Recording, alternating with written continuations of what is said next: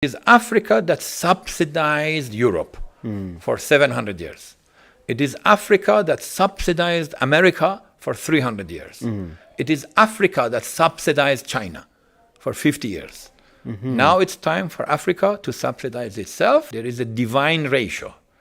The divine ratio that 20% of economy of any country should be government. 80% should be private. Yes. Out of the 80% private, again, 80% must be local private and 20% international private. The entire GDP of the whole of Africa is in 2 companies of China. This is Mohobe Nuggets of Wisdom podcast. We enthuse, we energize, we inspire, and we empower entrepreneurs and entrepreneurs of all stripes in BW and beyond. What a delight once again to join you in this wonderful program, Mohobe Nuggets of Wisdom podcast. It's always a joy, it's always a thrill for me to be able to bring yet another difference maker, yet another entrepreneur of distinction, and this time I have a super trailblazer, and you're going to love it. But before we start, let me do a little bit of housekeeping. My book is available from Exclusive Books. It's also available from here at Mohobe Plaza. Feel free to come and grab yourself a copy for $350. And as always, let me also remind you of our 2 mentorship program, one on entrepreneurship and the other on real estate. These have been running for 7 years now, and we are accredited with BQA and HRDC. And feel free, if you are interested in improving yourself, you know that our motto is to enthuse, to energize, to inspire, and to empower. If you are interested in any of those things, reach out to us on 397-1368. But I'm here to deliver something special, and I'm really, really excited to welcome to the studio my guest for today, Dr. Farzam Kamalabadi. Dr. Kalamabadi. Welcome to the studio. Blessings and greetings to you, Sir Mohobe, Thank and you. to the audience. Thank you so much. Thank you so much. I think a good starting point would just to share a little bit of background and how you went into the field of finance and how you ended up as the special envoy for His Excellency the President, Advocate Duma Gideon Boko. Again, and thank you to be in your very prestigious, high-quality show Thank you. and dialogue Thank and you. the nuggets of wisdom. Thank you very much. Basically, my name is Farzam Kamalabadi. Yeah, a bit Setswana Yes. feeling, huh? Kamalabadi. Farzam Kamalabadi, Persian, American, you can add Chinese. My path went to US, where I worked first in the bank, Bay Bank Harvard Trust. I learned Chinese there, and I moved to China, Macau and China for 35 years, Which part of China? all over. I visited 500 cities, 1,000 counties. Wow. And I built the nation from the ground up and from the top down also under national strategies, and a lot of, you can say, my trace is there in their history, in the modern history of China. So, Did you meet Deng Xiaoping? yeah, I have invited his son, Deng Pufang, and his daughter, Deng Nan, many times, and we did a large, what we call bridge competition at the Great Hall of the People at the State Guest House Diaoyutai, where 180 national leaders of China above minister level were there. Yes. So I organized a Minister of Finance, Minister of Education, and then, of course, Chairman of the Parliament, and many others, like 180. You know, this kind of is like a bridge competition, is actually for the test of the intelligence and drill. And over there, I passed resolutions changing the China motto of class struggle to harmonious society. Basically, not China for war, but China peace. Wow. So that is a national policy of China peace, peaceful rise of China, and China harmonious society. Hallelujah. And they say that he's the most important leader for China in terms of the change that has taken place. You agree with that? Yes, definitely. He was what we call a demarcation leader. But China is the collective rise of the whole of China. And it is by design. And you would search about my name if you put Farzam Kamalabadi influence in China, you will see AI will tell you tons of information. Wow. For our purposes today, just share your background, your professional training, and your education and so on. Yeah. On the one hand, my identity is Future Trends Group that I founded, Future Trends. And on the other hand, I am also doing nation building nations, national economies, Yes. for which I am here. Here I am also appointed by His Excellency Duma Gideon Boko, we call each other spirit brothers, as presidential envoy on international relations and economic development. International relations, anything global, and economy and finance, domestic. Yes. For the rise of affluence of the nation. Yeah. And you asked about the background. My main interest, why I actually moved to Africa, it wasn't part of my plan. It's a divine calling. I moved here because I created a mega movement that is called Collective Peaceful Rise of Africa. Collective Peaceful Rise of Africa, or in short, the Surprise Rise of Africa. Why surprise? Because it has to be sudden, fast, and real. And everybody says, Africa rise, Africa rise. If it doesn't rise, it has no meaning. We don't do a calling. We have a program, sophisticated modeling methodologies that creates the spiral way up of nations and, for that matter, the continent. I'm here on that. Before you went to China, what did you do? Yes, so I am from Iran originally. Before the revolution, I moved to Boston, and I studied both at University of Massachusetts, and I learned my Chinese language at Harvard University at the Boylston Hall Is it language. Mandarin? You speak Mandarin, Cantonese, Shanghainese. I can do the full writing and also calligraphy writing. And the only foreigner in the history of China as a master calligrapher. And also hieroglyphic ancient language. The Book of Tao, the poetry, classic poetry, the full works. Wow. And I'm a simple person. I don't claim anything. But for China, I am a singularity. That is good. How did you meet with His Excellency the President? How did it all start? And as I said, I was one of the key forces behind the rise of China. And with that background, I had already in mind that a great part of the planet, I think this way. China, 1.5 billion people. India, 1.5 billion people. Africa, 1.5 billion people. One is a country and subcontinent, and this is the continent, the mother continent. We cannot have total poverty eradication from the world, which is my goal. Total poverty eradication. You cannot have it without China, India, and Africa. And especially the game changer, the balancer effect is Africa. So I created the movement that has a benchmark. The whole continent of Africa must have its economy of finance from today $3 trillion to $60 trillion. 60. 20x multiplier effect. Wow. Within a decade or so. Not Vision 2063. No. That's too far. To what I call Vision 2063 is a promise not to deliver. Too far, too little, and will not happen. So we have to move it faster, earlier, and very noticeably higher as we can surprise the world. I call it the surprise rise of Africa. In the model that I created, the surprise rise of China. It surprised the world, it surprised themselves. Africa must surprise themselves and surprise the world. And Botswana is the meridian point. Why do you call it that? That's very interesting. Exactly. We have a pact. You asked the question of His Excellency, Mr. President. We have a pact to create a model miracle nation for symbolic rise of Africa.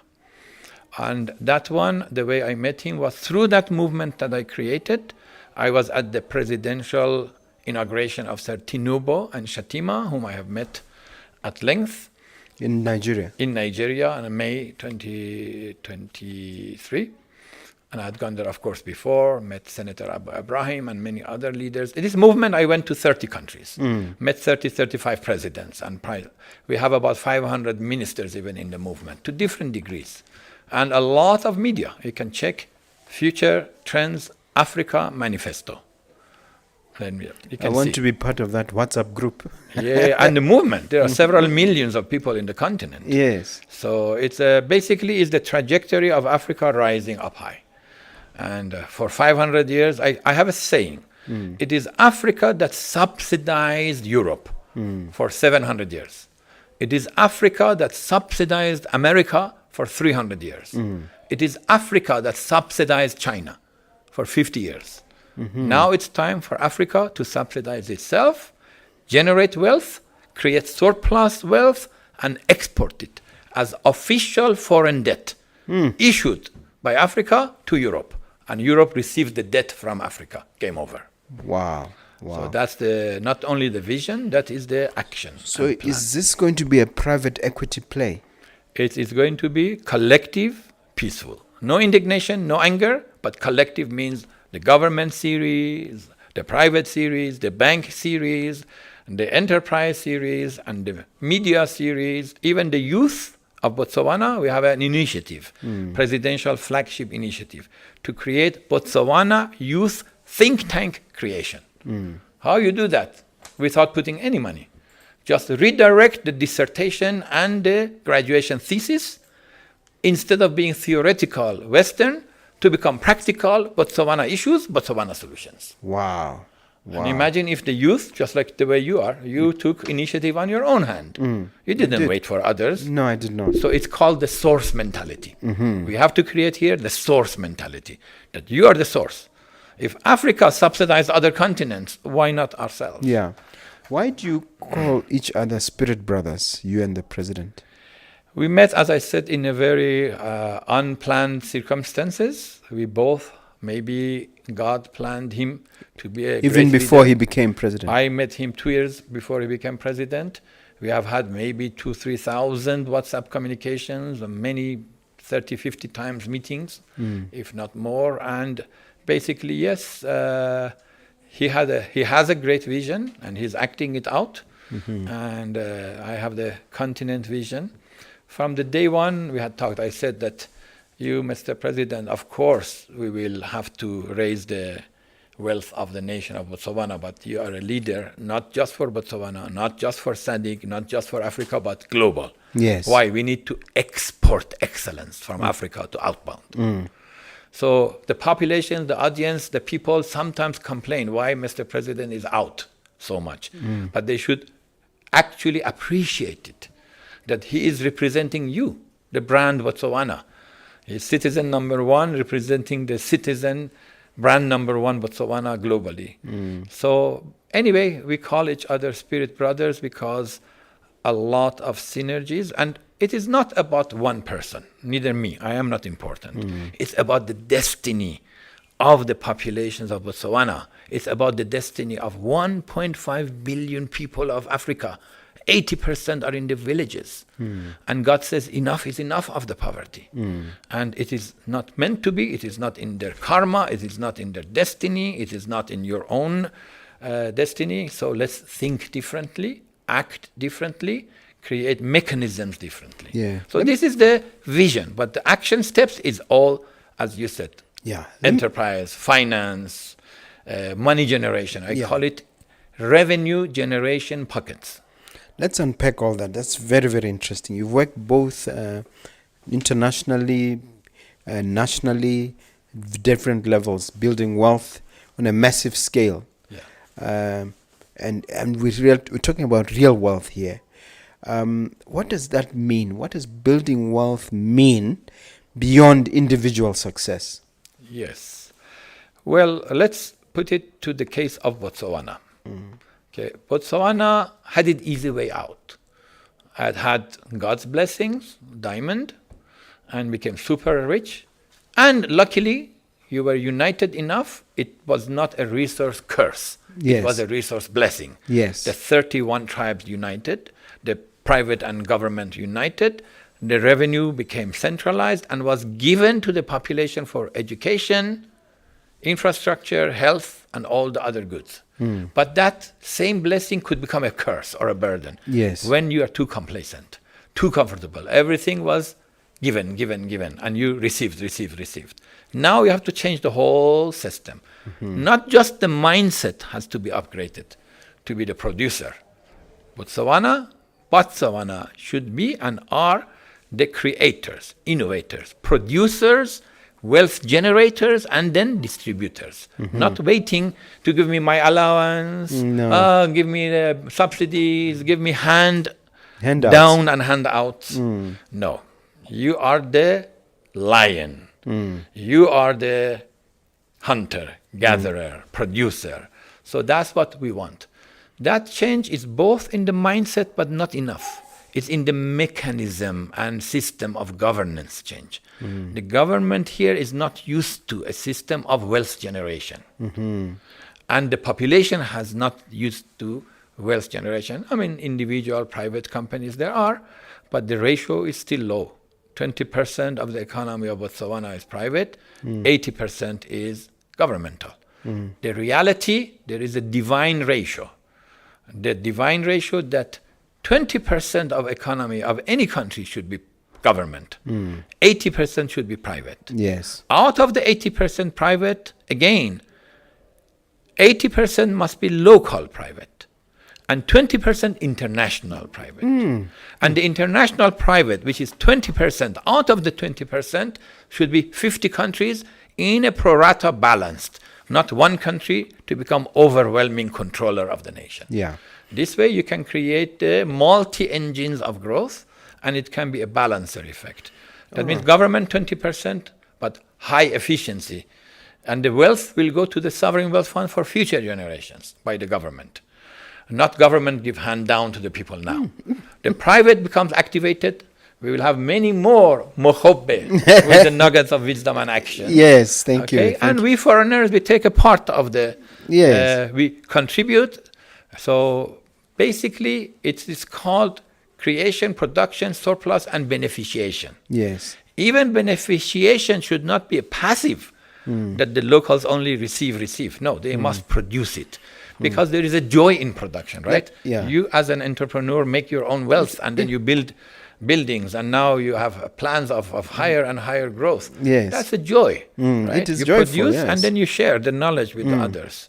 And you have also classes, as I just heard, trainings, and of course you make extra revenues. Why not? Yes, of course. Entrepreneurs must make money. There is nothing shy about making money and yet distributing at the same time. Sharing with others, yes. There was a big summit in China. All the national leaders were there, and every billionaire was there.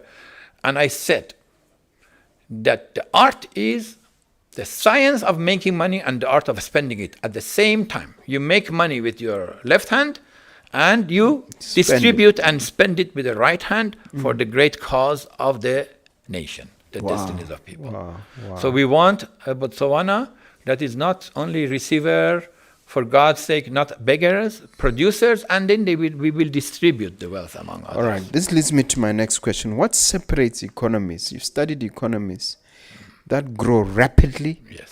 We can think of Dubai, we can think of Singapore, we can even think of China.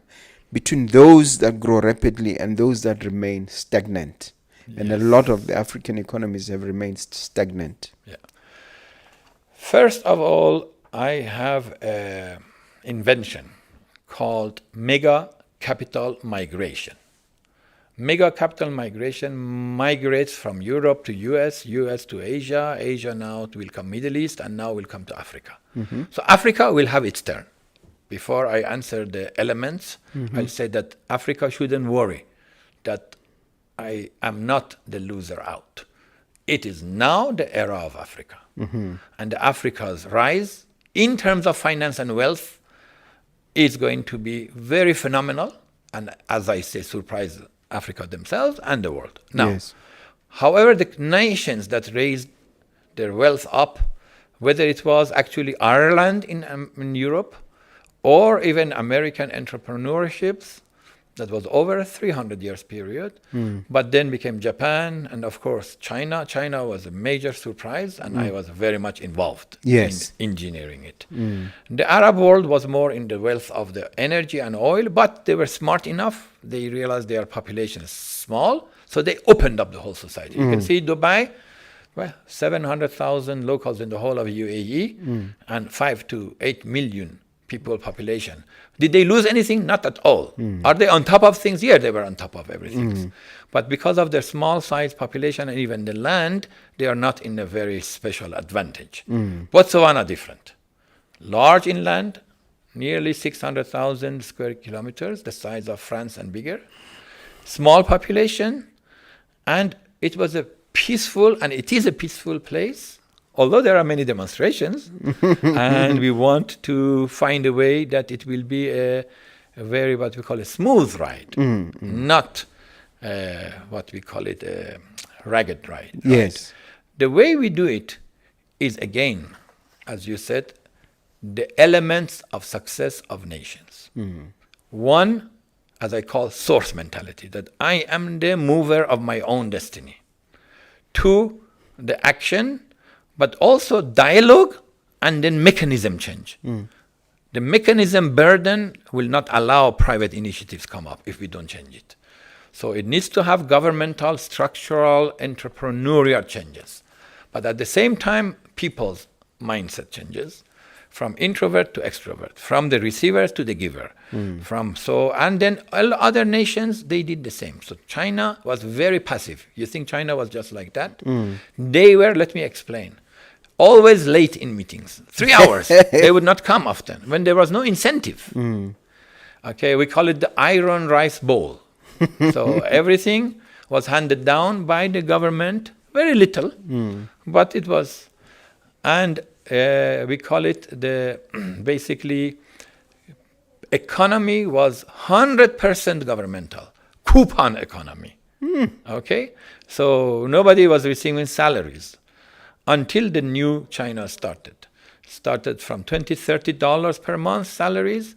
And now every the first person who became a million renminbi owner, Yang Baiwan, and then the first person who became billionaire, Liu Yongha, all of them I knew before they were anything. So I now know 800 Chinese billionaires, and all of them were poor. And I look at Botswana, and I look at even the villages in Congo. We went to central Congo, to Papasimon Kimbango Kiangani. I see the villagers, and I go to Kenya, I go to Rumuruti and sleep in the villages of Tume, and I see these people are billionaires. You can tell from their mindset. Their mindset. There are some people who are going to make it. So the idea is to give the taste of money making to the local populations. That is what China does. That is what. Right now, everybody is comfortable in the government jobs.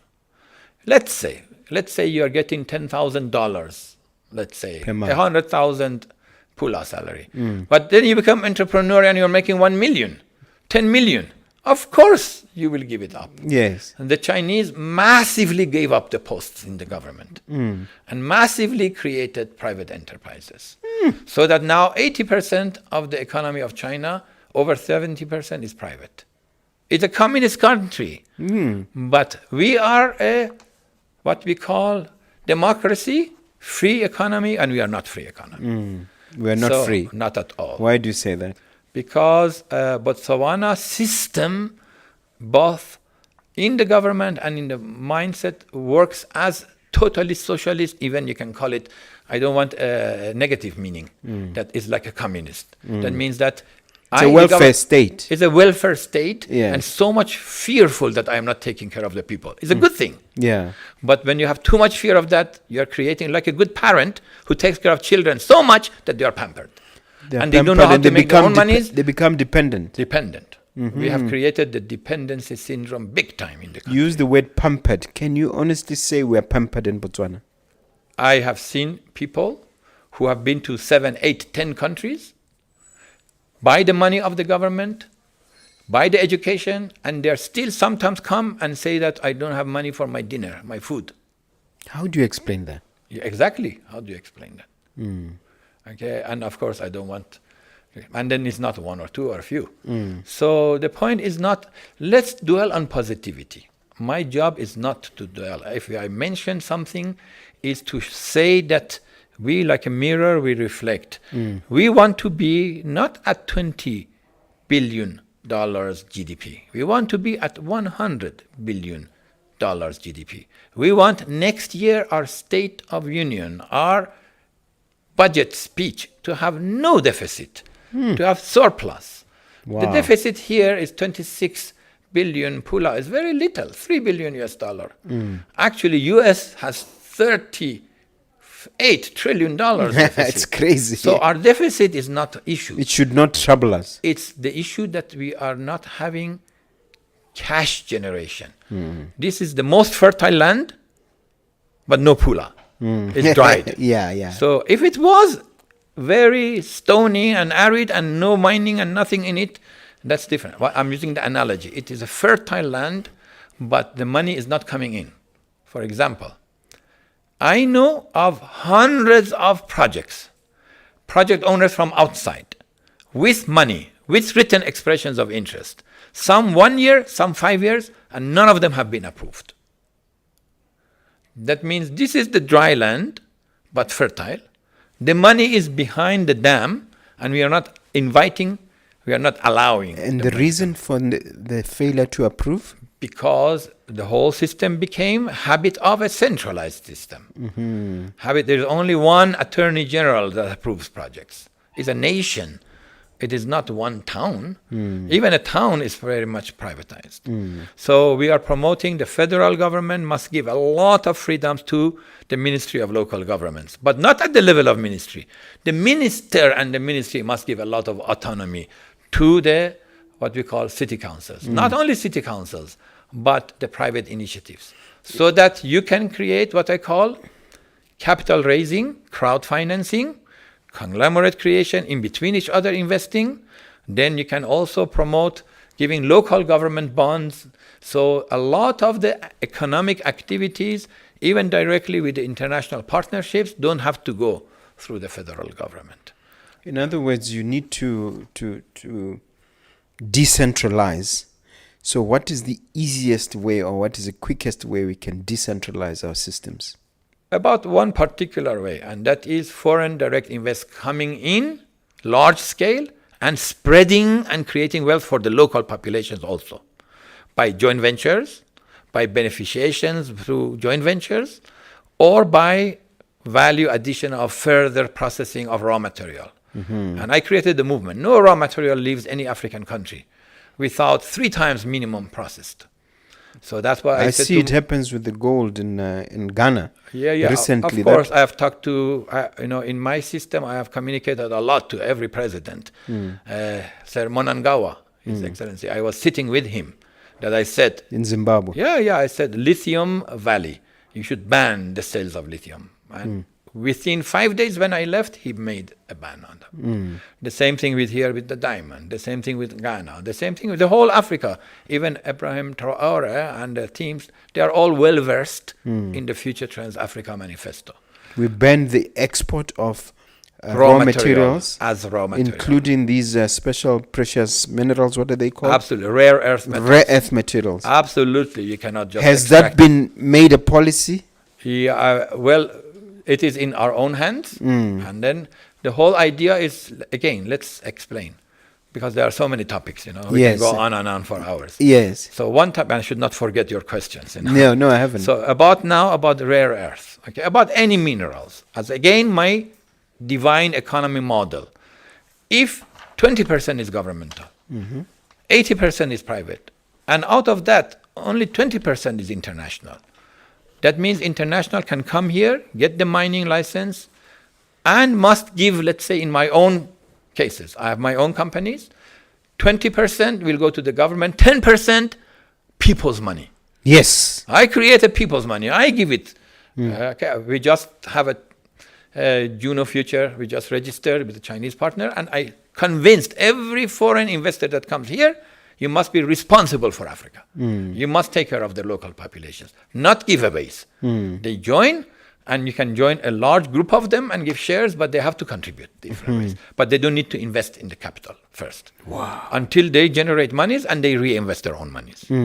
So there are many modeling and methodologies. For example, for rare earth, absolutely we have to balance even what I call proxy peace. proxy peace. not proxy war. That I means, like that. Not means not allow one country to come and have the majority of the share of one mineral. So you can give it to US and China and Russia and France and India and the Arab world and balance it. So not one group is the main shareholder by extreme majority. So if any groups, any countries in your regions you have wars, don't bring it to Botswana. And it doesn't matter who you are. We don't want to name. Let's say even Russia and Ukraine. We know we don't want to take sides. We want everyone to have peace and flourish. But here you can even partner. You can Well, even me, I would take sides. I'm pro-Iran. I think that war was unnecessary. I'm very sorry. I'm very direct. I don't know what, as a Persian, what is your view on this war? I am a believer that the system within Iran has to change. Okay? If they can live peacefully and create a coalition of unity, because no system of government should say death to or down with. We should create a circle of unity in diversity. So we prefer the model of Botswana. The model of Botswana is in line with my private model. I call it, first, we are independent. Yes. Two, because we are independent on our own, so we are neutral. Because we are neutral, we are inclusive. Neutral doesn't mean I don't take sides. It means I include everyone. Yes. First, my own population, then others. All benefit and contribute to each other. Then I'm supra. We all look for something higher. And not only that. And then we are common denominator of good. 5 principles. Independent, neutral, inclusive, common denominator of good, and all of us go higher, supra. Yeah. This is a very good point to ask you about the presidential tendency to say, I decree and I declare. And I want to ask you in this context of the long-term vision of the president and the which is part of your work. I mean, you're obviously shaping the vision. He has been known to say, I decree and I declare. And some people may not see what he's talking about, but he's very forceful when he speaks about decreeing and declaring. Do you have a comment on that? Yes, of course, this is not just as a political statement at all. It is a spiritual statement, because in the religious sense, you'll say that what I decree and declare becomes a reality. He means let's have a higher vision of the future together that is practical, and let's act it out. And because that vision, as American Indian chief said, I wish to make the destiny of my nation as vast as the expanse of my own imagination. So imagination has vastness and depth and height. If you are thinking of something good for the destiny of the nation, why not you decree and declare? So that people see the power of the spirit to manifestation, realization. Every individual in Botswana and all the Botswana, they should also think, imagine, declare. So my thinking is that read things in a positive way.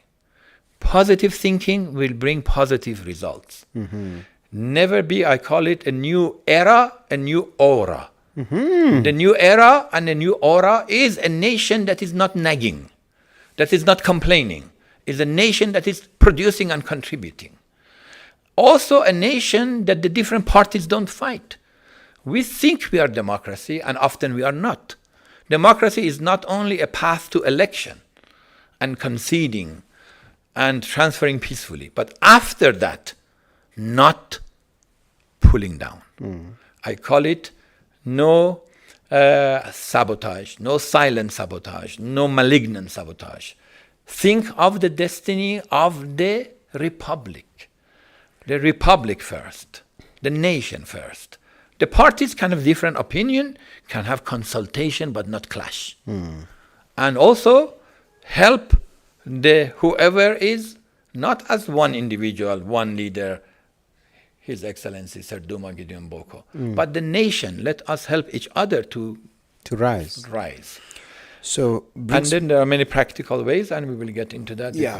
What role does strategy play specific strategy play in turning these ideas into large-scale economic impact? Big time. The strategy is not just theory. It's not just vision. It's a vision and also the realm of possibility of future with tools of today. With the tools of today to make sure step by step we turn them into reality. Yeah. So what? So let me explain, because you said the role of strategy. Yes. So the first thing I did when I came to this nation, and let me explain this way. On the concept of strategy leading practical action. Okay. So you have the goals and the tools. So the ends are not justifying the means, and the means cannot be in contradiction with the ends. The means must be the building blocks of the end, but the end must be clear. You must have a vision. So in strategy, you formulate it.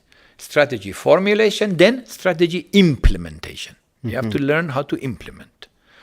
In the formulation, when I came first 1 year ago, we sat first with Madam PSP and all the PSS. We had one session, one whole day, and unpacked. And it came up with a lot of proposals that we embedded and consulted, so that it's not only my idea, one-sided. Then that one went to the Ministry of Finance's National Planning Commission, and in the keynote that was 45 pages, we embedded 50 elements, okay, that were not there before. So we have a comparison. Yes. AI comparison. So most of them were from my Future Trends Africa Manifesto. Now, over the 6 months, when it went to the president, to the cabinet, and to the parliament and approved the final NDP 12, 430 pages, we did another AI. Wow. 35 elements verbatim came from our proposals that are strategies. And all of them are plans of action. And 15 others, the 50, are the same but worded differently. For example, to create and make Botswana the savings and cash deposit capital of the world. Amen. That means the silent monies of other countries, the monies in the bank accounts of other countries, not for investment, not for private equity. For savings. For savings, to be replaced from their location to our location. Wow. Big time. Offshore banking for the whole nation. And now it has been consulted upon. A task team of 15 have consulted it over a long time and came up with many documentations, steps of actions. So now it is going to become operational, which means billions more, tens of billions, even 100 billion silent monies that are taking 1% interest rate. They'll come and get 7% interest rate here. And they are going to be reutilized to generate higher returns. Right here in Botswana. Yeah, right here in Botswana. So Botswana will become the financial hub and destination and epicenter and ecosystem. Again, Botswana to be every layer of capital and finance, destination like a vortex, come in, Yes. processed, go out, and build and multiply. Wow. 5 pillars of finance. 1, savings and cash deposit to come here. 2, many of these will be through the capital markets and through the banking system. 3, many of them will be crystallized in Botswana International Financial Center, like the BIFC, like DIFC of Dubai. But more on top of that is the sovereign wealth fund of the nation.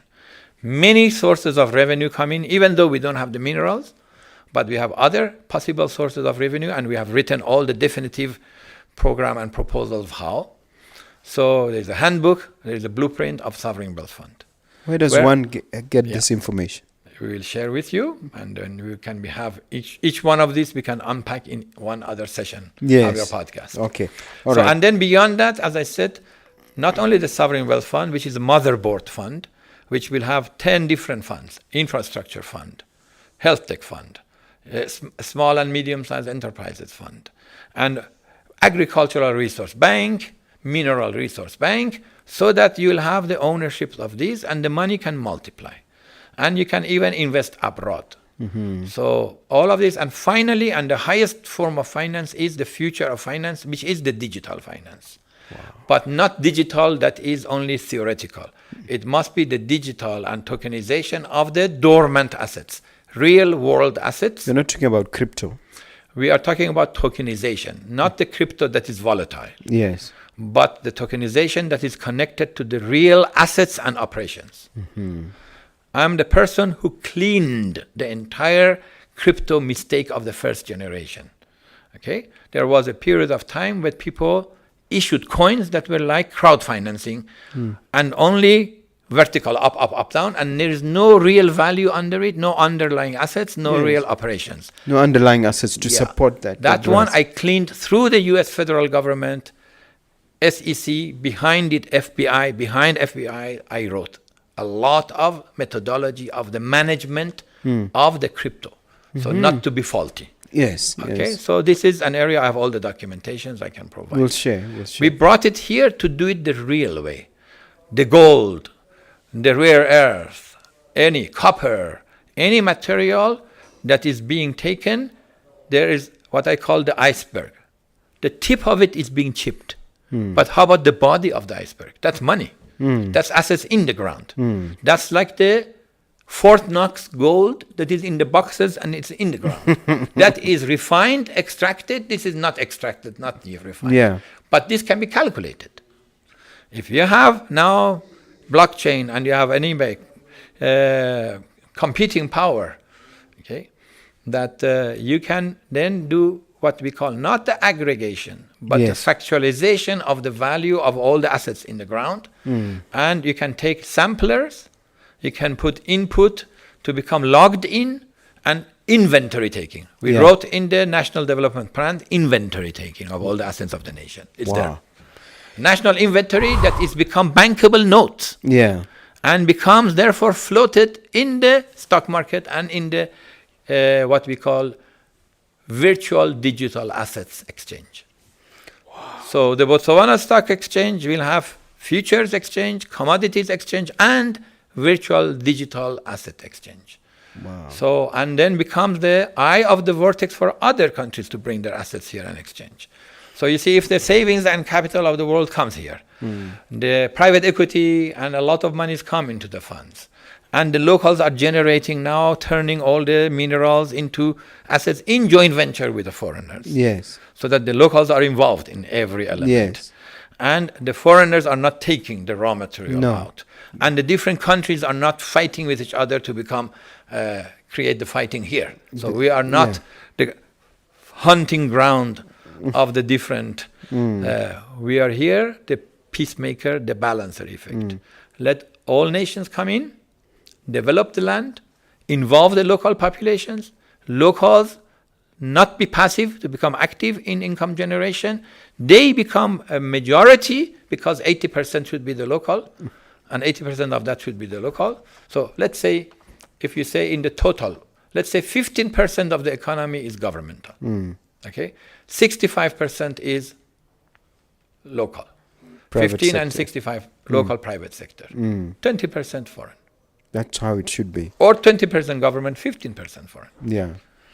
Let me. But we have to open.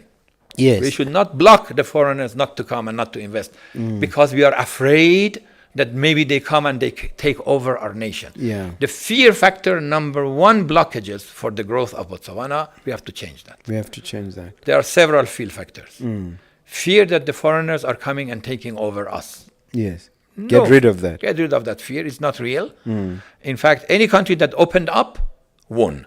Any country that kept closed lost. Yes. It's the direct proportion. Any economy that is not vital, not virile, not in what we call it, circulation, Not dynamic. in vibration, not Yes. dynamic, will, Collapse. you know, how a water comes out of the dry land is also vibrations. You know how the fountain, the source comes. Have you seen a source of water looks very small and it comes out and becomes a mighty waterfall? Yes. I was in Central African Republic, far into the mountains where there were 9 waterfalls, and I went on the source, the water. A very small place. You have to go miles and miles and you see from the invisible. That's great. So money is generated from invisible, from your mind, from your heart, and from your decision to make money. All right.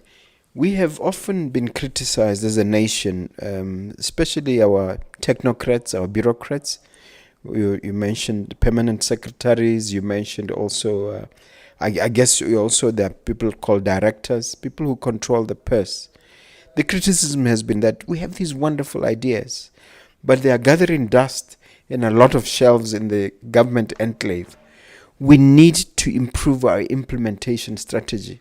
It has been argued that some of these PSs, maybe they need to go to, there's a Stanford program for no, I don't for believe training. in this. I'll explain to you. And there's a Gordon School. Yes, I know. Of all of these are trying to train people on implementation and on giving effect to different projects. Yeah. Project implementation. Yeah. What are your thoughts on this? Yeah. What do you think needs to be done? Botswana or the Botswana have been overeducated. Every of these educations they are exposed to. Human capital here is the highest that I have seen in the 100 countries I visited. Top. Highest, among the highest, let's say. Very educated. Okay. It is not that they need training. It is mechanism blockage. Okay. So you said, because first the definition and function of the PSS are more like watchdogs, protectorates, rather than producers. There is are there KPIs? Are there economic numerical target? And it is not emotional or personal, I like you, I don't like you, I hire you, I fire you. Production and result. So they are not yet entrepreneurial. Okay? They are the managers, and in that sense, not managers, controllers. So I taught China, they call Guanzhi to Guanli. What does that mean? From Guanzhi means what we call suppressive control to creative management. Okay, here still is suppressive control in small units and in a large units and with the good intention. It is not a negative intention here. Yeah. But the mechanism doesn't allow freedom of productivity, creativity. They're too bureaucratic. And everything is centralized. Even our beautiful BTAP is centralized. It came from one command, people participated, they gave a lot of input, and it went to the centralized to come and implement. Whereas we have to give policies and let them run with it. Yeah, there is a lot of more easy license giving, easy. Okay, about you said how to activate the economy. Yes. One very particular methodology. It is called the approval of projects. The approval of projects, whether domestic or international, should take no more than 1 week. The slowest. They should be even 1 day. Many of the countries in Dubai is one-stop shop. Okay? One-stop shop and very fast. Why it is slow here? Because the default is set as automatic application denial, not automatic default approval. So that means when a project is proposed, it sits somewhere and nobody goes to push for it and approve it. Many reasons. Some are mechanism reasons and some of them may be corruption reasons. Whichever way. Which is the other one we have to touch on. Yeah, Yes. we have to touch. But whichever reason, we have to change it. That means don't allow the choice to be in the hand of the individual leaders. A proposal must be approved unless you have a strong reason of objection. Like the Christian wedding. You either raise your objection or hold your default. Yeah. That means if in 1 week, this needs to be an override of every ministry, every government department. That if a proposal came to your desk and in 1 week you didn't raise an objection, a strong written one, it is automatically approved by one other agency. That should be the attitude. That should be the methodology, mechanism, and attitude. Now, have you mingled with these key people? Are they likely to adopt that thinking? Do you think they're receptive? Yeah. So, okay. If you want to go in depth, any of this, I'm talking fast. Yes. Before that, I must establish my pure intentions. Yes. I came to this country and to the continent uninvited. I created a mega movement based on a vision and a belief that the 85% population of 1.5 billion, that is 1.23 billion people in poverty, it is enough is enough. God says their state of being should be super affluence. I went in China when it was the poorest of the poor, 180 billion, now 19.9 trillion. In the 90s, it was. It is only 30 years, 107x multiplier effect. Okay?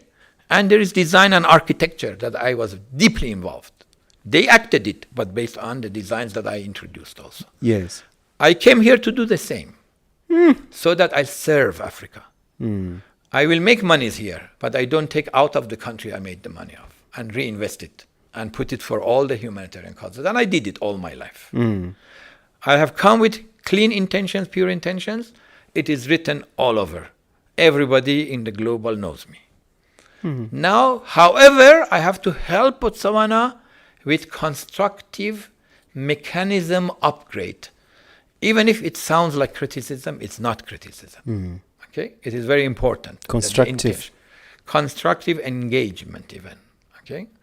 Because I am the one who's promoting the whole nation shouldn't have negativity. We build on positivity. Okay? So mechanism change. So you've been here for 2 years, right? 1 year only. 1 year. Yeah.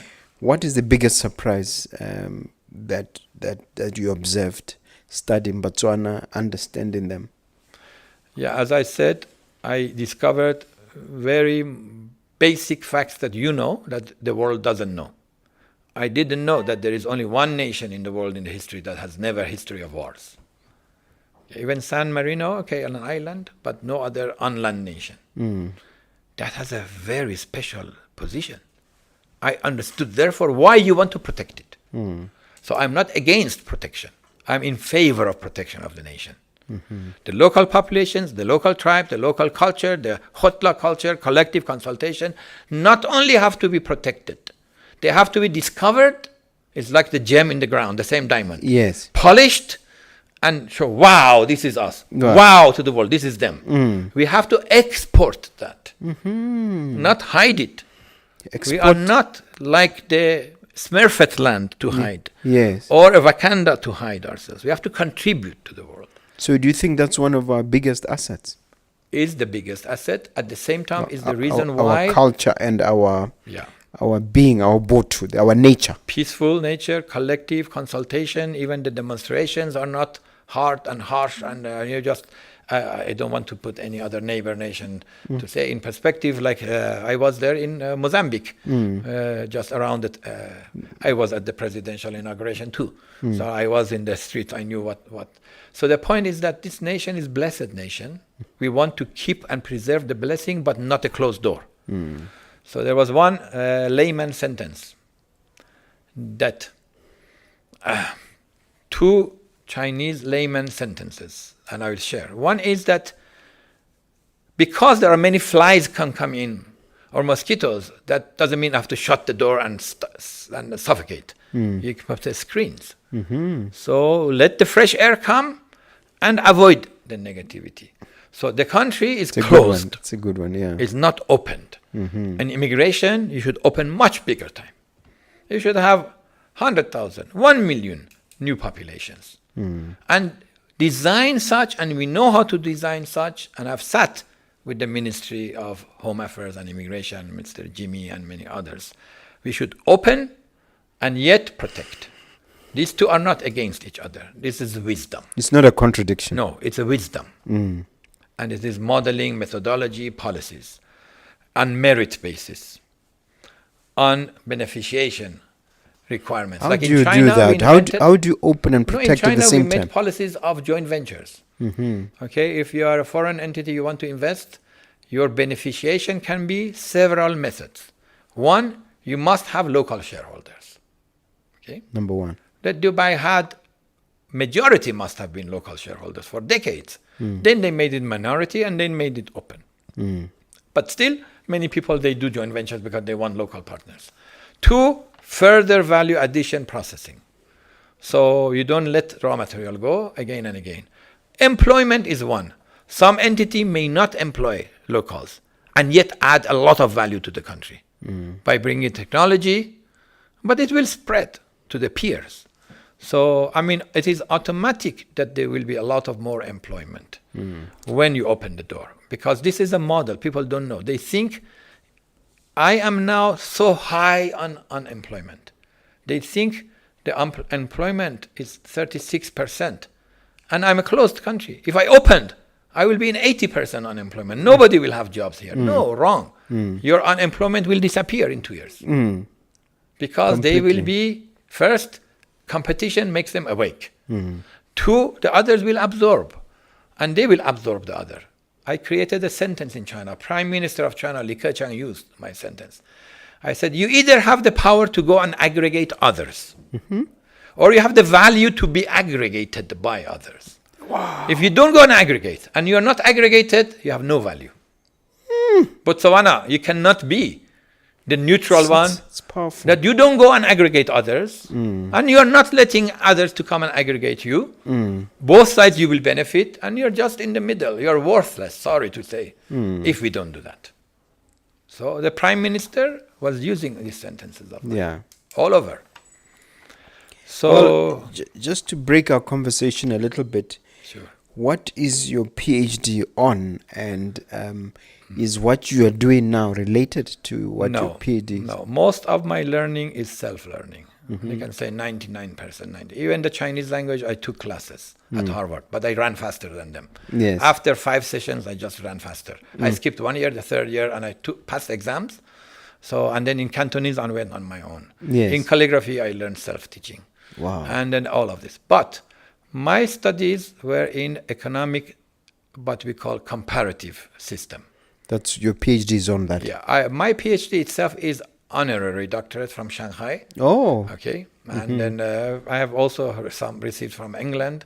So I have all of these, but I don't even take it out. Yeah. But most of them were because of my practical and pragmatic solutions. So what you have is the masters or what? Yeah, no, I from the undergrad and masters, but I'm saying is that the honorary doctorate is there. Yeah. So let's say one from Shanghai, China, and then from Europe. But let me explain, because you asked this question. Yeah. There is an award last year, okay? And that was the highest award of Europe. 500 royal families there and billionaires. And the award was the total poverty eradication on economic modeling by mechanism.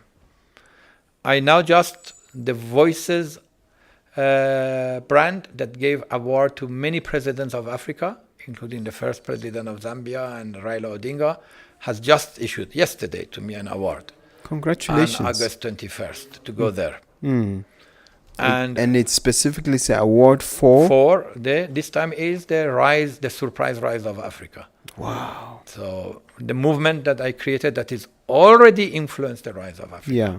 None of them comes from my degrees. I am not a believer in degrees. Wow. Okay, I'm a believer in self-motivation, self-discovery, and self-action. And applying what you learned. Applying what you learned. Yeah. Let me ask you about two countries in Africa that seems to have shown a lot of growth recently. One is Ethiopia. It's another country that is even and then Zimbabwe. Ghana, Even and then Zimbabwe, of Zimbabwe course, is at and 6%. Yeah, 6.8%. Oh, it's going to 8%. Yes, Yeah. it's coming up. Yeah. Now let's just take those three. Yes. Can they be looked as models? I mean, And Rwanda. Ethiopia has literally exploded, and I mean over the last 3-5 years. Yeah. And then Ghana was there in January. The growth there, there are cranes everywhere. It's growing. And then Zimbabwe, of course, our president was there recently. Was it yesterday? Yes. Um, So you know that I'm just singling out these three. Yeah. Were you involved in any way, and what do you think they've done that we can learn I from? was involved in all of them. In all of them. Yeah, but in different ways. First of all, my document, the Future Trends Africa Manifesto, was given to all of the leaders of these countries. Okay, so Mnangagwa from 2017, I was involved in the peaceful transition of power. It's all over the internet, you can check. Yes. The Zimbabwe soldiers dancing in the streets was my strategy. That I told the military to go out without guns, without equipment. Yes. So, and before that, a peaceful transition of power. So for Mnangagwa to write a letter of amnesty, a truth before war. So a famous letter to Mugabe that I will not kill you, will not exile you, will not disgrace you, you don't need to go out of the country. Therefore, there was no need for counterattack and no killings of the people. 1 or 2 million people saved. And then the economic reforms. So a lot of... Look at how dramatic it is. Yeah, so that one, that's why Botswana was very high, is now falling below the Zimbabwe. And now how about we don't want to go to Burundi and to go to Malawi level. In fact, we have to lift them up. So, but there must be a lot of... So what was the key in the last 9 years? Activation, vibration, and privatization, and and also the safety and security. We are open for business. Botswana has not given a signal to the world that we are open for business. Whereas Zimbabwe has. And Ghana has. Because in mining... And of course, Ghana, John Mahama is a very astute leader, the same as our president is. But it doesn't take just the president. You know, in Ghana, we did mass media blast 100 times. You can check Future Trends Africa Manifesto, Ghana. All the methodologies have to raise their nation. You can say, I did the blueprint that I gave here to the NDP 12. I put it there into the whole society. And they marketed it. They adopted it. They are implementing it. Yes. So all of those methodologies in detail are there. The same list that I have put it here in the NDP 12. It's there. You can say publicly there. Here is in the national plan. But here the implementation is slow because, ask the question and don't forget the questions. It's not the problem because people say things here. Yes. When you say things, believe it, that's not the problem. If you have been saying it for 20 years and it didn't change, means you didn't catch the real problem. The underlying cause. So let me address a few. Yes. You say that we are weak in implementation and that's why we are not going up. No. That's not the problem. You are good in implementation. You have not opened the government and the society to go and implement by policies, by every approval has to go to one federal, one central place. It is your lack of, the shop is closed. The shop is managed for the good reason, the good causes of peaceful country, blessed country, less population. Let's keep it that way. Don't rock the boat. In the modern times, that will be against you. You will fall to the level of Malawi and lower. So that's why I use even a threat, a real threat. I call this is the Titanic. There is the iceberg. Where do you want to go? The problem is the iceberg. This is very important because I want to repeat it in the podcast. Because this is what will save the nation. And I have said this to Mr. President, to the Madam PSP, DPSP, all of them, a whole group of 60 of experts that were there. I said, the iceberg is not at fault. The iceberg has been there millions of years.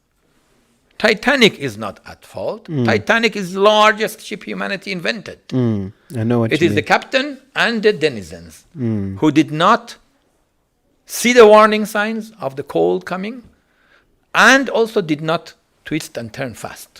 So they did not maneuver fast. They did not, yeah. If we do this here, sure we will hit the iceberg. What is the iceberg for us?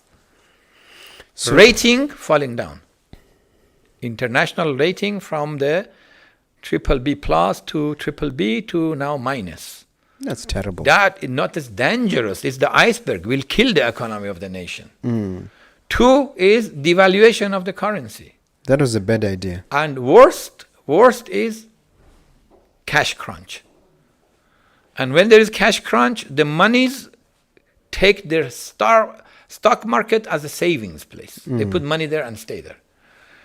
Here in the stock market, private transaction is very difficult to do. It takes 5 days approval. I don't want to forget this. Sorry to interrupt. Yeah. You talked about the devaluation of the currency.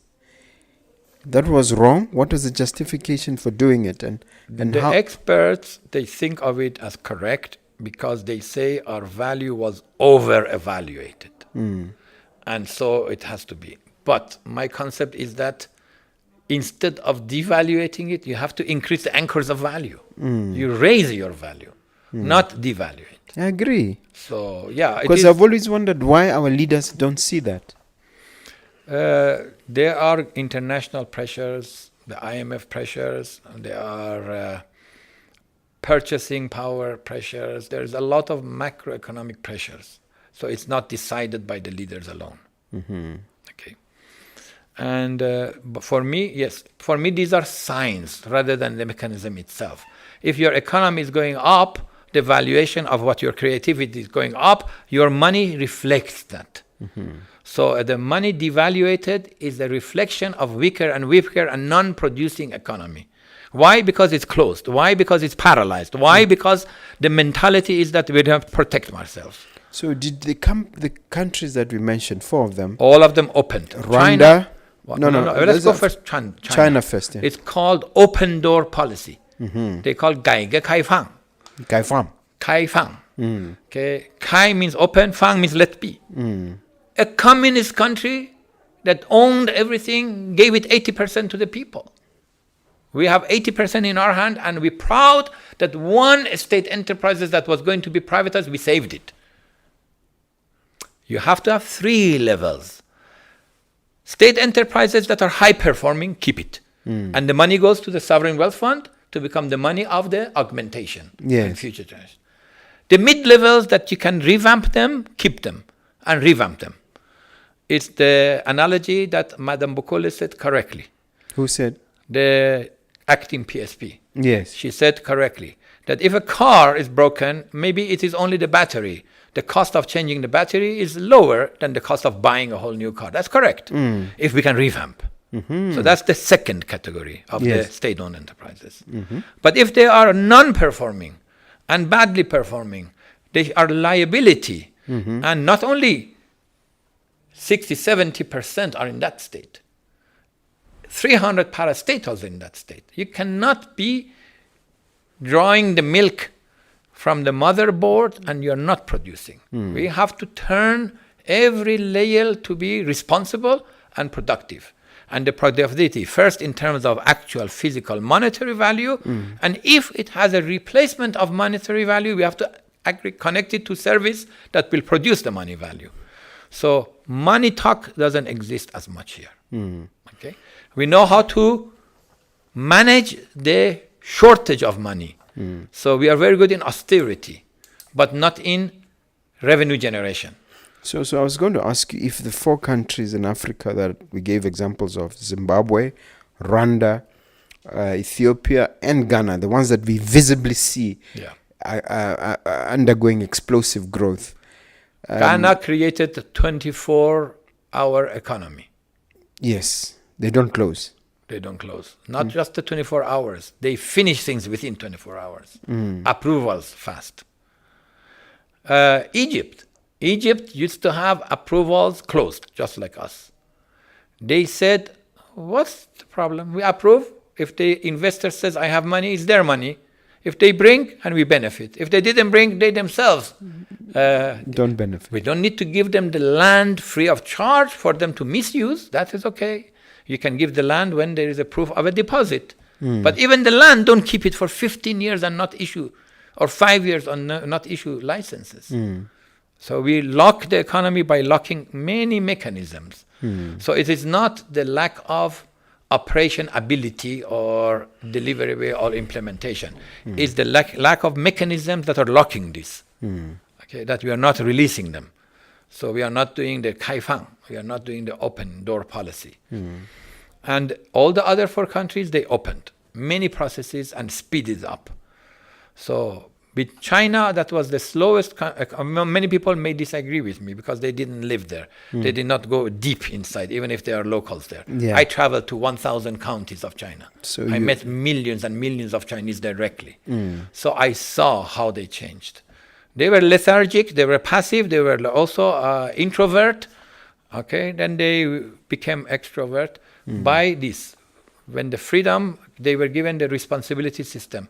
The land they cultivated, the money didn't go to the government. Part goes to the government, a part to them. They became now entrepreneurial. And then their own self-monies were given. And then they created. So here we have a lot of monies.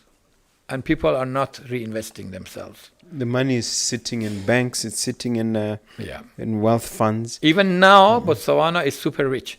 The government became poor because there is one source of income is not coming. And the government is not allowing many of the populations to create their own companies fast, raise their own money fast. There are so many requirements hidden. No, as I'm saying that, the example I didn't finish in this. I learned it from a youth. Even last night, when we had a session with CESA reform, and we are doing the official revamping of the CESA's basically midterm review of their strategy. One youth taught me, said that there is a law and a policy that as private, you're not allowed to do transactions. After approval, that takes 5 days to a week. They have to be instantaneously. Yes. Yeah. I mean, what is a stock market if it is such policy? I don't know. I haven't verified it. Yes. I just heard it last night. And you wonder why that is so. Yeah. But I have realized there are many such policies within the government, land being one of them. Land is not being issued. Even CESA itself doesn't have its own land. Let me explain this. There is a lot of discrepancies here. Are they not building their offices now? No. Let me explain. Okay, because this is examples. In reality, I need much longer time to unpack everything. Yes. We are going fast. Yes. Let's talk about CESA. Okay, special economic zones are a country within a country with autonomy. They should not be under the Ministry of Trade. They should be a parallel, independent. In China, it's a ministry. 2, we don't care about a competition. We are not like that. We are not saying we give freedom for a practical reason. They should have one-stop shop of every ministry inside. They should have their own promotion agency and raising money and capital inside, not rely on BITC outside. They should create their own fund. They should be allowed to create companies. And they should do. And then when they go themselves... And the land should be transferred to them. Not in other countries, the land is transferred to them in advance with all the amenities, with all the services on the land. There is a infrastructure already developed. Water, electricity is already there, 3 amenities. And also power is there. And then also there is a telecom and communication is there. And then there is sewages and everything. So, but here, not only one land. Of the 9 lands, nothing has been allocated to them. So you are inviting people on a no land that you don't have, and the approval will go to the board rather than the individual managers. Every other country, special economic zone manager, based on the authority, they'll click and they'll tick. To $10 million under one lower level can approve. Let's say $10 to $50 million, mid-level manager can approve, or high level. Anything above 50 million, maybe the board. Maybe a project that is 100 million and above, maybe go to the federal government for coordination. Even that one in the federal government is not based on approval, based on only coordination. And it's done fast, not sitting. So we are suffering from speed. There is what I was going to You mean lack of speed? Lack of speed. So we have a statement called China speed, okay? And it was not at all there. They created it. We created it. So now we have to have Botswana speed, not snail speed. Okay? We have to be the leopard speed. So let me also ask you this. As the special envoy of His Excellency the President, what exactly is your responsibility? Okay. First of all, my official title is called Presidential Envoy on International Relations and Economic Development. So the function is clear. As a presidential envoy, I am pro bono. I'm not receiving salaries. Very important, because I had a lot of good ideas, and somebody in the other podcast says that how much money he gets from us, Botswana, to do the I am only contributing so far. Yeah. Okay. To you, it's a calling. It's from your heart. It's a calling. But I am officed in the OP, and I have now a team of young Botswana that I am mentoring, and they are coming to learn in practice. So all of them are there. They are writing proposals, they are pushing the agendas, and in the writing, I'm guiding them and rotating them so that the knowledge itself, I myself become a factory, processing factory of the youth. That's why the youth themselves brought me to you, from them. Well, it's these guys, Yeah, yes. these guys, and from my side was Tuto, to a gentleman who's worked with you, Oh. Lawrence, and then to you. So it's my team. Yes, yes. So the idea was that what is the presidential envoy? I was involved in creating a few policies. So as I said, the savings and cash deposit, Wow. then the blueprint for sovereign wealth fund. We are also doing this youth, as I call Botswana Youth Think Tank Creation Initiative. And then I brought 70 investor delegations also. So I brought last year in 4 months, 70 investors. None of them has now yet, because of the same issue of the Botswana. Still ongoing. Is ongoing, but we won't give up. I use the analogy. The country is like many beautiful layers of cloth, high value, no needle to go through. We cannot make a royal robe. Yeah. You know, the cloth is 1%, 5% price Yeah. of a very high quality royal robe. Is the I know what you mean. It's stitching and yeah. balance, Okay. decorating and all of that. All right. You use China a lot as an example, and I see somebody arguing that the population of Botswana is so small. We're like one county or one small town in China. So maybe these things don't translate easy to a small Ireland. Ireland is the example. The poorest country in Europe now is the richest. They are the headquarters of 50% of American companies that are in Europe. Half of them are in one country, of Ireland. And they have a history of war. And they had history of war. So they got their act together. There are, again, many foreign investment favorable policies and invitations and promotions that happen there. In fact, these models have to be studied by the Botswana youth and become their dissertation papers. All the questions or the dialogue that we have here should become knowledge in depth. So you're saying population size is irrelevant? Irrelevant. Why? China is population could be a burden. Okay. China, if you're not productive and you are consuming, and there was, luckily, they were bare minimum. They were like under poverty. Did you know that? The people. Did you know that in the 60s, even early 70s, the population of China were going as refugees to North Korea? Who didn't know that? Okay, see, and you are a top knowledgeable person. You educated me. Yeah. That means the level of poverty was so low that large numbers were going refugees to North Korea or to other neighboring countries. Now, another topic. Did you know that Malawi was giving foreign aid and foreign assistance to Taiwan? I didn't know. The people of Taiwan looked so poor and ragged, I mean really destitute. Really like... You mean in the 60s? In the 60s. And Africa was subsidizing them. Africa was the giver. Okay. Did you know that a lot of the England monies, of course you know, all of them came from Zimbabwe, and of course we know, but sometimes were taken by force, but still was subsidies, right? Yeah. Even the, what we call it, the slavery is actually human capital transfer, but by extraction. It is. We thought that they will not build all their infrastructures others. Yeah. The point is that now you do it for yourself. The control's in your own hand. The destiny is in your own hand. That's why the vision of Sir Duma Gideon Boko is divine. Don't try to pull people down. Don't think that he's a pride person. No, he's very much loved globally.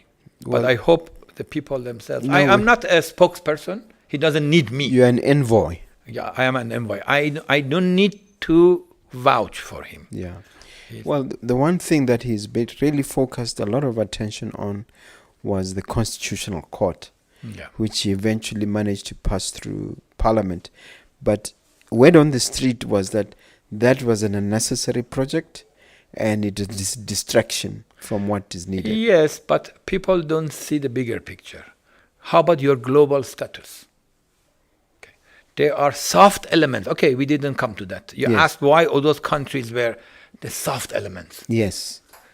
The legal, the structural, soft element, and mechanisms of the government's opening and learning. You know, how much has gone to Dubai government re-evaluating and revising many policies over time. So again, back to that question, I believe that Botswana has a beautiful destiny. It's one destiny that its example can automatically help other countries to say, look, Botswana was the peaceful nation, discovered the resources, did not waste it, created the education and the wealth, lost it, and now rebuilt it itself. And look, we can do.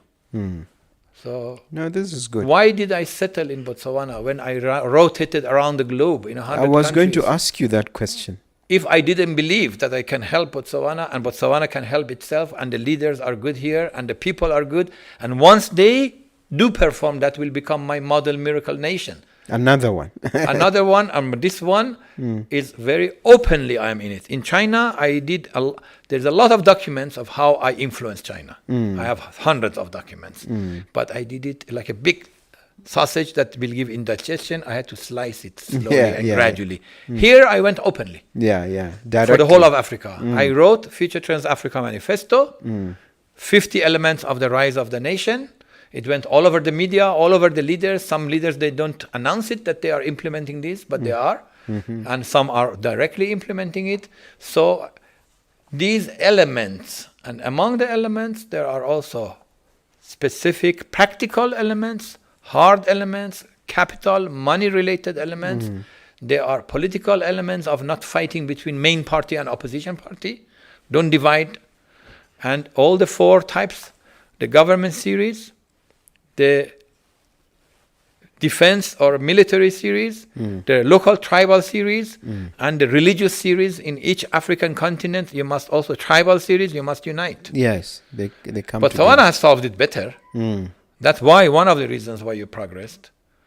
The only problem is that you were in the front runner, but you took two guns and shoot yourself in the foot. and that is the closed door. Yeah. So Botswana still is the habitual fear factor, habitual closed door. Nobody is reviewing the mechanisms. So Mr. President is pushing fast. But the machinery people have to catch up. not only the people, not only the mindset, but the mechanism change. Yeah. So two elements that in Botswana there has been 20 years of dialogue. Actually, three elements. Element one, our problem is mindset change. So if you talk 30 cents and you didn't change, okay, let me slow down. Yeah, no, but I'm following you. The dialogue. Element one. We dialogue for 30 years that our problem is the mindset change. The last administration had a department of mindset change. And yet our mindset hasn't changed. Why? We have to ask. Number two, we are not good at implementation. We can talk, we are erudite, but we are not. And that's not the problem anyway. You said that's a mirage. That's not the real mirage. problem. Yeah. Okay, so It's not the real problem. That's number two. Yeah, there was a third one that escaped me. Hopefully we'll Yeah, come maybe it will come back. One of the things they ascribe to the success of Dubai is, I read somewhere, is that they have a ministry of happiness. Yeah. And then someone was telling me that Botswana, we rank very low in terms of happiness. Those soft, unidentifiable things, what role? Do you think is correct, first, Dubai having a ministry of happiness helped? And secondly, do we need similar ministries or interventions? One thing for sure, Botswana doesn't need to be imitator. You are not promoting a Botswana that we say, oh, follow that, follow this, follow that. No, you have your own identity. And in fact, many countries will have to follow you soon. This is very important. Yes. So for me, I'm here as a humble servant because I see that nobility, that dignity. Okay, so that's very important message. Two, yes, others have done certain things. Yes, soft elements matter. but as much as policy and mechanisms changes matter. So, for example, with our own brother, my own brother that I'm so much, as you can feel from me. Yes. Well, I have The pushed president. him. I have pushed him. Sir, this is the gramophone that was reading the same song. Lift one and put it somewhere else and make a new. Give me a little bit of autonomy to have a, what I call, override power. So write a letter that I will go to every ministry and I collect all the old projects and I review and I don't make a decision. I give it back to your committee. You think it's all of them are good? We make a one-time shot signing of 100 projects in a slate. Such a good proposal, right? Every money owners that are here and created offices, many of them are leaving. Even the local monies are leaving. Ish. Yeah, instead of that, you bring them back in by giving a signal. 100 projects signed in at once. That would be dramatic. It will be dramatic. It's not too difficult. But even my brother, who says, yes, we will do it. He wants to do it. He's talking about it, didn't do it. Isn't it because he's worried about the finance aspect? How are we going to finance this project? No, these are projects that have their own money. No. These are projects with money from outside. Wow. I want to say, because I wrote it that way, that it's called a machinery or a mechanism change that needs to be now restructured. And it needs a serious study of the mechanism and a bold action. So, for example, I told myself to the Attorney General, I'm not saying that you'll give up your right of signing all the projects.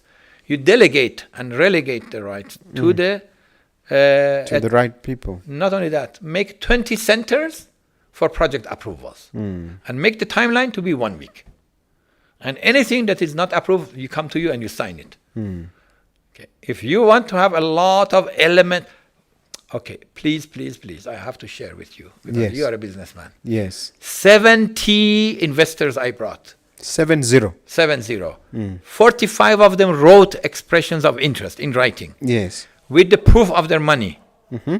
Not even one non-binding MOU has been signed. 20 times back and forth from the ministry to the Attorney General office, back and forth, and to the investor. It could be done in 1 day, and it's a non-binding. And what's the reason for that? As I'm saying that, one, mechanism problem. You cannot have the signing to be one entity. Decentralized it. So, 2, habitual. 3, fear that maybe there is something wrong in it. That if I approve, I lose. So it is both mind change and mechanism change and habitual change and a decision. And a few cases where you showcase it. So for example, now one country moved fast, Oman. Yes. Thanks to Mr. President and thanks to our other advisor, great man, Mr. Stamen. They signed. Thanks with Madam Morakaladi to whoever was in the delegations. They did it. Even though behind the scene I also helped with Sultan of Oman. I know him for many years. Yes. The first visit, okay? But I am not directly involved. They are doing it well. Luckily, everything came. And luckily, we have now one showcase, we can say. Wow. Can you imagine if we had 20, 30, But 50 45 are stuck. Yeah. Maybe they're listening now. What do you want to tell them? Yeah, I am telling every single... Why do you think I'm coming to the media? Yeah. I need any publicity? No. Yeah. I come here so that from every element I am positively reinforcing. Yeah. I want the people create a dialogue of why we talk about mindset change and we did not change the mindset. Which elements of the mindset we didn't change? We changed the element of wanting for government giveaways. We are still having demonstrations for raise our allowance. That's terrible. No, when they you put have it the like right. that, yes. Yeah, no, they have the right because maybe the UDC give them the promise of this. Yes, during the campaign. Okay. Yeah, so they have the right. I'm not against them because otherwise they'll also get angry that. But I'm saying that you have much more power than that. Yes. to make millions of dollars, become the billionaire of the future. You need your immediate monies, so you have something to ask. So there are so many considerations. So, for example, when I said to the chairman or the CEO of the UDC that we should have a 100 project signing, and I talked to every leader 10 times about these things. And they said, maybe the population think that we are selling our nation to the foreigners. That's So a fear. This That's always is a fear factor. This is a fear factor that exists in the population, which reflects in the ruling Leadership, party, yes, yeah. afraid of do the right thing for the people. Do you think organizations like the AU and SADC could be part of this effort? And if so, how? Yeah, they should be, exactly. Any element, for example, there was a China. Again, I use the China because of my experience there, not because of relevance. China, I did the first summit of privatization, making national assets to become shareholding system. So the first summit, 1996, I brought Liu Yonghao, who later became the first billionaire of China. You brought him from? Or you mean brought him to the discussion? There was a summit that I created. Yes. I brought national leaders and ministers in Sichuan province, and he was the number one entrepreneur of that province, but not known nationally. New Hope Group founder chairman. Yes. And I brought a lot of experts globally from 20 countries and domestically, and we taught about the method of how a shareholding system doesn't have to be only government. Every investor, private, can be shareholder. Every manager can be shareholder. Anyone who's technology can be shareholder. Anyone who has market can be given shares. So diversify the structure of shareholding, not only hard control of a government. And then have a mix of that. That is a divine ratio. I did a whole summit and a whole promotion. I went all over China, of course. I did it not once. So I'm saying that there is a learning process. I'm hoping that we start a dialogue here. So that the right methodologies can be talked about. And instead of either pulling down the government or finger pointing and complaining, we start the dialogue of how we take the destiny into our own hands and push the government to the right direction with the right methodologies, with not indignation and anger. No anger. Collective, peaceful rise of Africa. I like that. I really have so many questions to ask you, but time is not our I am friend. also lucky with you. We have so much dialogue. Yeah. And believe it or How not, should entrepreneurs? There are some things I want to ask you quickly, fast before we wrap up. How should entrepreneurs think about risk when operating in these emerging and evolving markets? How should we think of risk? Yeah. An entrepreneur, first of all, we have a whole range from the starting point when there's a startup, only a concept, and they may have angel investor, and then they come to venture level, venture capital comes in, and then the private equity, they may have a joint stock, they may raise monies from moms and pops and family members, and then they go raise monies from the institutions, then become a growth phase, then become pre-IPO, then become IPO. Yeah. So we have entrepreneurs in all the This spectrum. phase, yes. So in each phase, there are different risks. So in the beginning, you must have the right product. That means whether product is a physical or mental or service. So either is a tangible, intangible service. So you have to write the right solution that is lacking in the country. You have to validate it. Yes. And then they validate, you have to raise money. You have We call it proof of concept. Yes. Yeah. Then you have to learn how to promote it in writing very beautiful proposal writings that is accurate, truthful. That has skill. also a skill. Then you have to raise your first round of monies. So in each case, key is your buyers. So right now, I'm training all my youth staff. You look at 7 vectors. First one is money. Who has the money? Before that is a project, definition of a project. So a project definition, second is money, then is a government approval, then is a land, then is the technology and operations, then is a market and a buyback and a sell. If you already solved letters of intent of buying something that you haven't produced, if you have 20 such letters, somebody is buying it out, you can go get land approval faster. You can go also get money easier. From the bank. It's called reverse engineering from anywhere. Yeah, from money any you get entity. from home, from family, friends. These are the rounds that are known in the West. Mm. Among your peers, you can collect and become a conglomerate or a group of investors.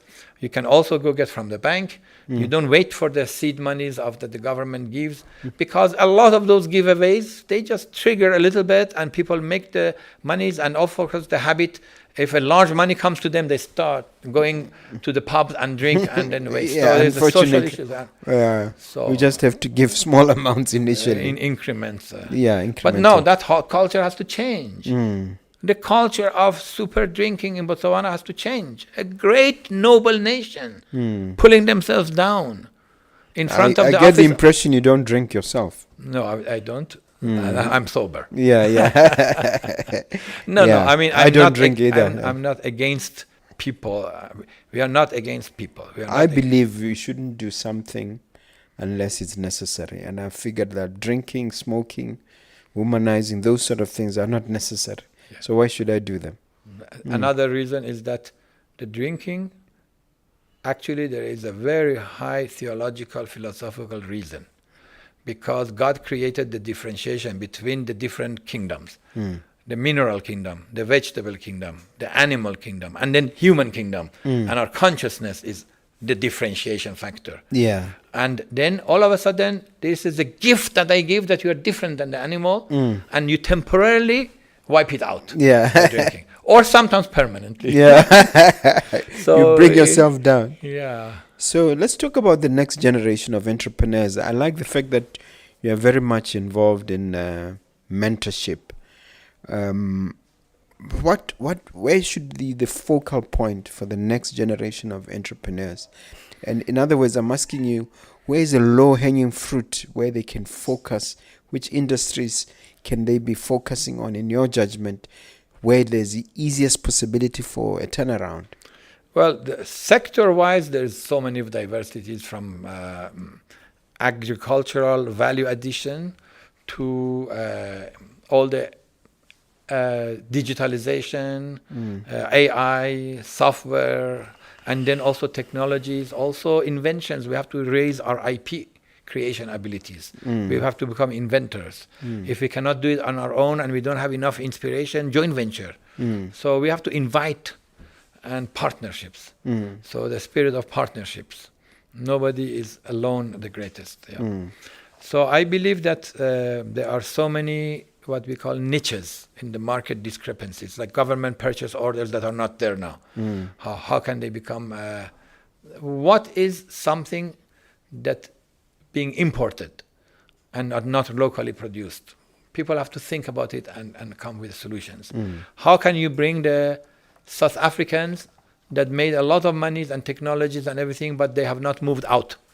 So there are many ways. Like my teams now, they are on LinkedIn and finding so many opportunities. They're talking to so many high-level people. And I just embolden them how to do it. So it's first knocking at the door. People don't know how to even go knock at the doors. And fact-finding. I remember I wanted to learn Chinese in Boston. China did not exist. There is a phase I call China non-existent. It took me 9 months, 50 people, and I knocked at the doors and I said, where do I learn Chinese? Nobody knew it. 9 months, 50 people. Then I met an Afro-American, it's beautiful that he was African-American, lady who said that at the Harvard University Language Laboratory, Boylston Hall, they teach. But there was not a mainstream. 1 lesson per week. And I went. But it took me many knocking of the doors. Before that, I was with the Indo-Chinese refugees.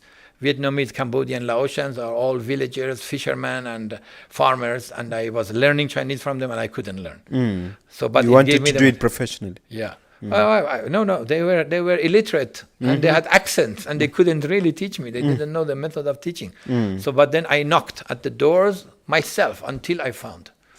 So we read the Bible, we don't act it. Knock and thou shalt find. We don't knock at all. Matthew 7:7. That's one of my favorite. Yeah. That's the golden nugget. Yeah, that is one of my favorites.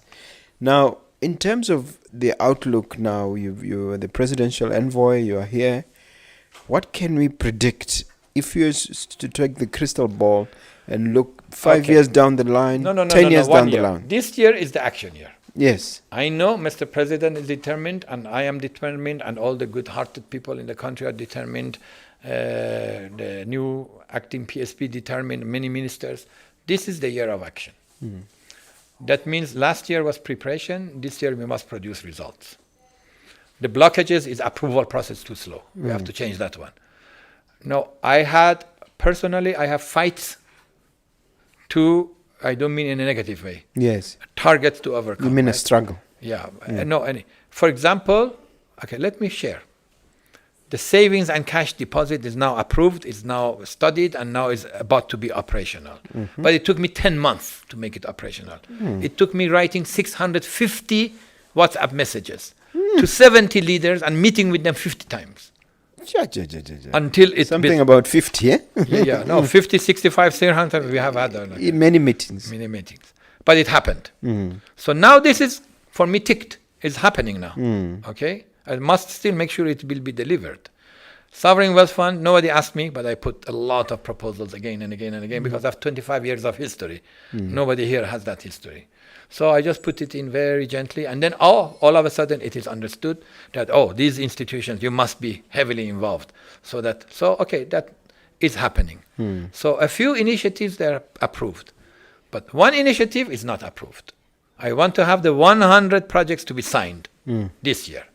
I'll push So you're for it. pushing. I will push for it. Well, I create a situation that is called the imperative. I have done it. You know, China rose by itself? No, they couldn't on their own alone. No, They did. They are great countries. They needed help. Not only help, twisting the arm, Yeah, pulling, pressure. embedding, pushing. Yeah. And then in the early years, when there was inertia, I have a method, I call it the imperative. The whole world is going A method to overcome inertia Yeah. called imperative. Yeah. You create Wow, a situation. you heard it here first, yes. Yeah, you create a situation that unknowingly or knowingly, consciously or non-consciously, everyone will go to that direction. Wow. I created that Botswana takes itself to be the financial hub and capital of the world. Now we have the 5 elements of finances. They were not there. And I said that we should not have only a zone to be financial. The whole of Botswana should become the Switzerland. You know, in Switzerland, there is no special economic zone for finance. There is no DIFC, BIFC. The whole of The whole Switzerland, country is a special economic zone. the same as Liechtenstein is small. So Botswana soon will become a financial hub of the whole, first SADC, then Africa, and then the whole planet. Why? Because on the top of the rising of the assets of this country, how did Hong Kong was created? How did Dubai was created? Hong Kong was created from the back of China. Dubai was created from the back of Iran assets and the Arab assets and oil and gas assets. And we will be created much higher than them on the back of the assets of Africa being unleashed and being invested in and becoming monetized. And those monies will have to come to a financial hub. So one of my questions, since you raised it, is the Sovereign Wealth Fund. Exactly to an average entrepreneur, how does it work and how does it benefit the economy? The Sovereign Wealth Fund is not in the hand of the average. Whereas it is also like a welfare fund, it's also the people's money. So it must be not just with the Ministry of Finance, but also Ministry of Presidency, and in the Presidency, just like some of the social welfares are. But it is economy and finance, therefore it must be with the Ministry of Finance. It must be a higher level of what we call oversight and also supervisory. And then, and the structure. It should not be that the minister appoints the board and then the minister appoints also the CEO. No. It has to be very much but it will be oversight by the parliament. Okay, so that's the people's money. Yeah. And it's the future generation money. It's the surplus money of a country. So, but Botswana doesn't have surplus now. So it's bad timing, but good plan. It should have been done 20 years ago. So this one we've signed with Oman. No. That's nothing to do with Oman. Sovereign Wealth Fund is domestic, sovereign, it's local. Oh, thank you.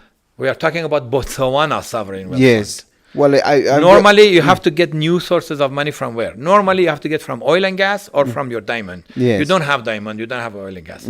Or you have to get like China, you have to get from your surplus export. We are not export country. Two main pockets of revenue in Botswana we don't have to put in sovereign wealth fund. So where do you get? We wrote all the 7 categories of new revenues. One of them being the state asset enterprises. Some of them you sell, because they are not performing there, you put in sovereign wealth fund, you reinvest in areas of savvy and high return, and then that's how you will make more monies than wasting of the monies. But then some of them you revamp. Some of the good ones also can produce money in. And then also you joint venture with other sovereign wealth funds because they can invest in the new sovereign wealth fund, but they cannot be shareholders. If they are shareholders, they are diluting the sovereignty. Yes. They cannot be above us. They cannot be below us because they don't want to. They are bigger than us. They cannot be outside of us because otherwise it's called co-investments. Yes. They are not giving the management fees. So they must be within us, but as we call it, independent cell or on custody.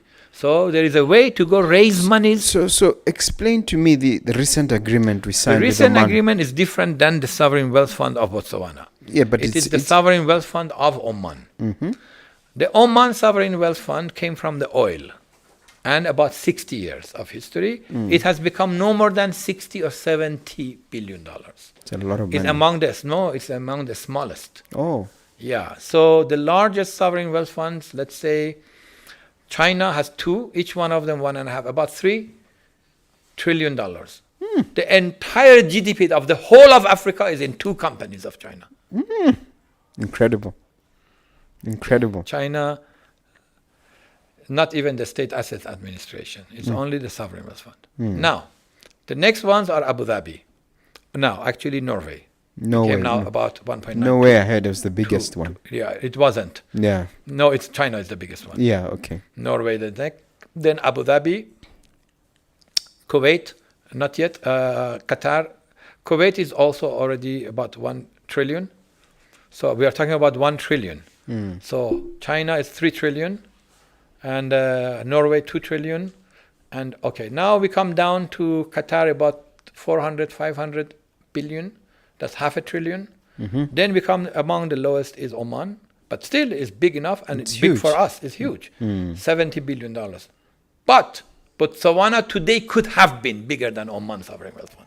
If we had handled our money. Only 20 years ago, when there was a proposal to the Minister of Finance of then to create Sovereign Wealth Fund and they voted against it. They were not just thinking They were not thinking long the term. diversification that we need to have. could- We it thought could- the diamonds are forever. Yeah. the yeah. diamond. And when COVID came, maybe Even now, we have to create, and we have to grow the sovereign wealth fund of Botswana to become at the level of 100 billion, then reach to 300, 500 billion, become like Qatar and Kuwait. Okay. Okay. I had asked you in terms of the future, what do you see?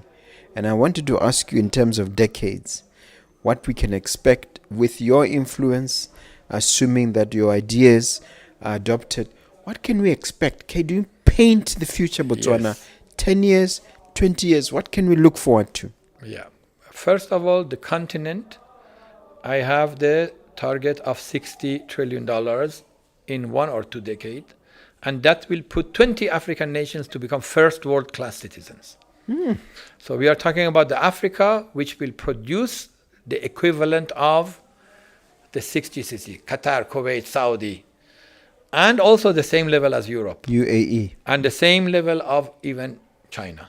I am thinking of a continent of Africa that will be manifested money, wealth, more than China. China is a country, this is a continent.